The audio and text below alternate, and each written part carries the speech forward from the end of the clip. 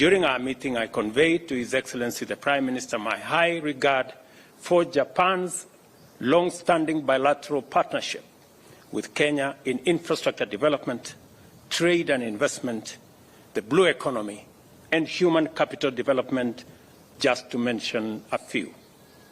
The Prime Minister and I exchanged views on numerous international issues of mutual interest, including those that Kenya, as an African state, especially desires Japan to take up in capacity as the chair of 2023 G7. Foremost among this, I emphasize the need to refocus effective global attention on forgotten conflicts in Africa.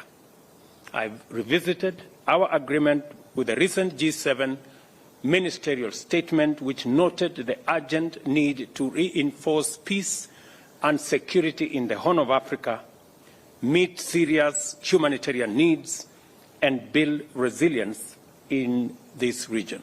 I have recognized the importance of strengthening and promoting the business and investment relations between Japan and Kenya. Japan emphasizes investment in people. In order to advance at the levels of the industries in Kenya, we affirmed our cooperation to promote the cultivation of industrial human resources together. We also agreed to launch the industry dialogue to accelerate our bilateral industrial cooperation.